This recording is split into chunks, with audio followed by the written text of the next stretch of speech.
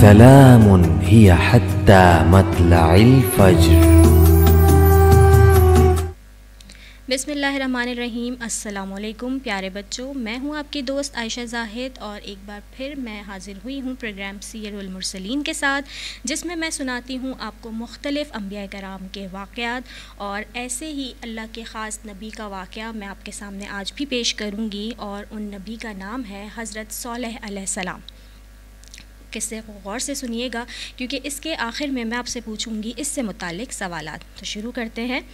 بہت پہلے سمود نام کا ایک قبیلہ تھا۔ وہ قوم عاد کے بعد زندہ رہے اور قوم عاد کی طرح وہ بھی بتوں کی پوجا کرتے تھے۔ اللہ تعالیٰ نے ان کے پاس صالح علیہ السلام کو بھیجا۔ حضرت صالح علیہ السلام نے انہیں صرف اللہ تعالیٰ کی عبادت کرنے، اس کے ساتھ کسی کو شریک نہ ٹھہرانے اور بتوں کی مذمت کرنے کی دعوت دی، یعنی ان کو منع کیا کہ بتوں کی پوجا نہیں کرو۔ کچھ لوگوں نے ان پر یقین کیا لیکن زیادہ تر لوگ نہیں مانے۔ انہوں نے حضرت صالح علیہ السلام کو بدنام کرنے کی کوشش کی، ان پر بہتان لگایا، یعنی طرح طرح کے الزامات لگائے، اور یہاں تک کہ انہیں مارنے کی بھی کوشش کی۔ وہ لوگ بتوں کی پوجا چھوڑنا نہیں چاہتے تھے کیونکہ ان کے آباء و اجداد بتوں کی پوجا کرتے تھے۔ قوم سمود نے حضرت صالح علیہ السلام سے مطالبہ کیا کہ وہ اپنے دعوے کو ثابت کرنے کے لیے کوئی ثبوت پیش کریں یا کوئی معجزہ پیش کریں۔ اللہ تعالیٰ نے قوم سمود کی طرف ایک اونٹنی بھیجی۔ وہ اونٹنی بطور نشانی بھیجی گئی تھی۔ حضرت صالح علیہ السلام نے لوگوں کو خبردار کیا کہ اسے نقصان نہ پہنچائیں ورنہ اللہ تعالیٰ کی طرف سے انہیں عذاب دیا جائے گا۔ اونٹنی اس علاقے میں گھومتی اور ان کا پانی پیتی۔ اونٹنی اتنا دودھ دیتی تھی کہ سب اسے اطمینان سے پیتے تھے۔ اللہ تعالیٰ نے اونٹنی کو قوم سمود کی آزمائش کے طور پر بھیجا تھا۔ انہیں صبر کے ساتھ اپنا پانی اونٹنی کے ساتھ بانٹنا تھا اور اسے نقصان نہیں پہنچانا تھا، لیکن قوم سمود نے صبر نہ کیا اور اللہ تعالیٰ کے حکم کی نافرمانی کی۔ انہوں نے اونٹنی کو مارنے کا فیصلہ کیا تاکہ وہ اپنے لیے زیادہ پانی جمع کر سکیں۔ وہ اونٹنی کا انتظار کرنے لگے اور جب اونٹنی پانی پینے والے علاقے سے باہر آئی تو اسے مار ڈالا۔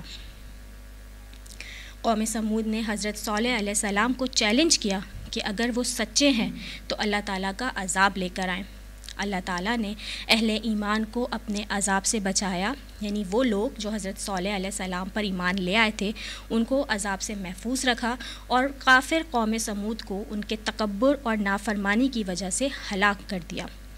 ایک دن آسمان سے ایک زوردار دھماکہ ہوا اور ان کو اپنی لپیٹ میں لے لیا، اور زلزلے نے انہیں ہلاک کر دیا۔ سب کے سب مر گئے اور ہر حرکت رک گئی، وہاں کوئی شور باقی نہ رہا۔ پیارے بچوں، قوم سمود کا قصہ ہمارے لیے اللہ تعالیٰ کی اطاعت اور صرف اس کی عبادت کرنے کی ایک بڑی نشانی ہے، کیونکہ ماضی کی قومیں ان کے گناہوں کی وجہ سے تباہ ہوئیں۔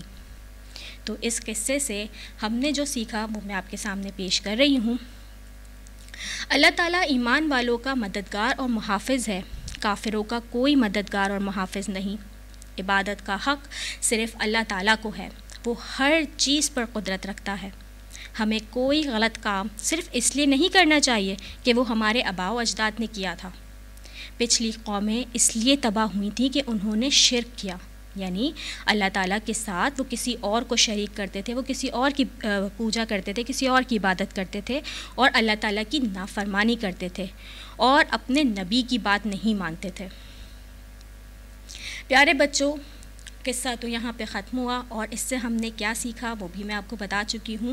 تو اب میں آپ سے پوچھوں گی اس قصے سے متعلق سوالات، اگر آپ کو ان کے جوابات معلوم ہیں۔ ویسے تو جوابات آپ کو معلوم ہونے چاہیے کیونکہ قصہ آپ نے بہت غور سے سنا ہوگا، اور اگر نہیں بھی معلوم، نہیں بھی سمجھ آیا تو کوئی مسئلہ نہیں، آپ اپنے ممی پاپا کی ہیلپ بھی لے سکتے ہیں۔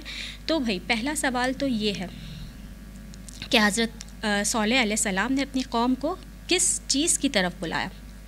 ٹھیک ہے، اور دوسرا سوال میرا یہ ہے کہ اللہ تعالیٰ نے قوم سمود کی طرف کون سی نشانی بھیجی تھی، اور قوم سمود نے اللہ تعالیٰ کی اس نشانی کے ساتھ کیا کیا، یعنی اس اونٹنی کے ساتھ کیا کیا؟ اللہ تعالیٰ نے قوم سمود کو کیسے عذاب دیا؟ جب انہوں نے نافرمانی کی تھی تو اس قوم کو کس طریقے سے عذاب دیا تھا؟